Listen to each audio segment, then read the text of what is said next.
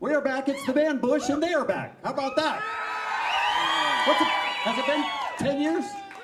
Has it been 10 years? It's been a couple of summers, yeah. I don't like to count because I'm bad at it, but Yeah. yes, it's been a couple of summers. I watch Burn Notice. That's one of my favorite shows. Did Gavin ruin it? All of a sudden, here's the bad guy, Gavin, and I'm like, hey, I know that guy.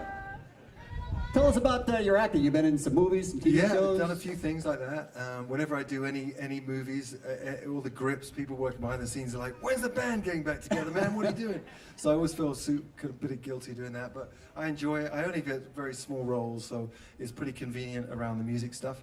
And I like it. She, when I say she, Gabrielle Anwar, who you know from that show, was a lot of fun to work with. She was great. And I think that I might go back and do some more, because I didn't die, which is unusual for me in films. Normally whenever I act, I get killed at the end. What do you think the universe is telling you with that? To just keep it short, keep the roles at a minimum, and get back to the studio. Get back on stage. Everybody's got the same opinion about it, you know? So it's cool. And I am on stage, literally, right now. Yes.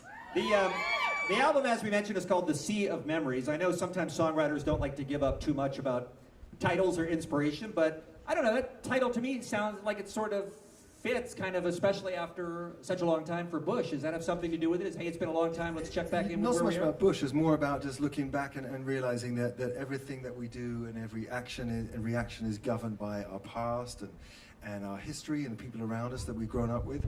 And so in a weird way, we all exist on the sea of memories, and that's what shapes us. So I felt there's a universal concept.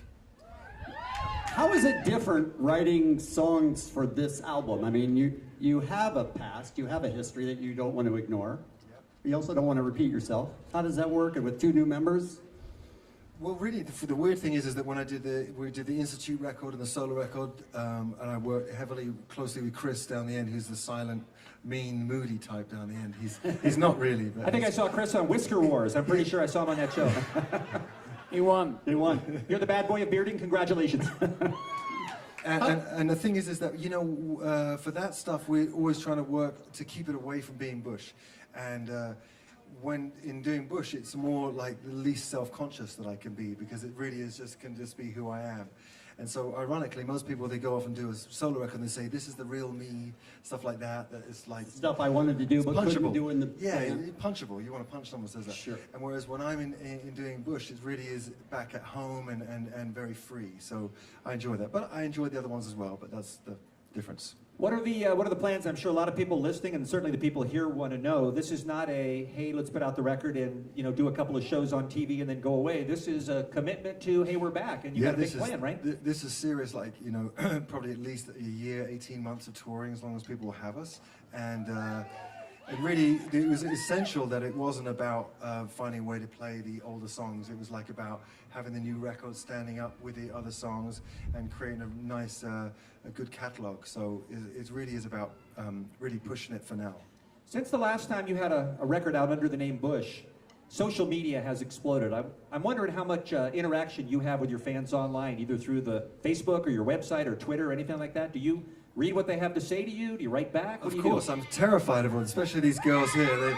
You should be terrified of them. They're very, very highly critical if we mess up in any kind of way or don't play what they want to hear. So, no, you have to be, I mean, at some point, I'm also a little bit wary of being over the top with it, like twittering the whole time, tweeting the whole time, so that you look, I feel, you know, you don't want to seem like too much. Bean, you hear that? Cut back. Oh, you tweet the whole time. Not at all. Cut back a little. Not at all. I'm tweeting while I'm listening to you talk right now, if that's what you're asking. But no, I don't think it's too much. But So I like to save it. Every few days I get it. I had a Twitter attack today and was tweeting all this morning, but we're into it. Robin especially tweets all the time. He can't get his fingers off the trigger. Yeah, I'm a silent tweeter.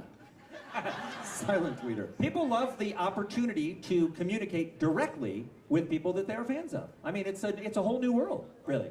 And we embrace that. We're certainly not stuck anywhere but going right into the future. All right, the band Bush is here. It's the Bush Bash on the Kevin and Bean Show at the beautiful Morongo Casino Resort and Spa. I know it's about 1,000,000 degrees out here like they do, but how about some more live music, ladies and gentlemen, from the band? What do you think?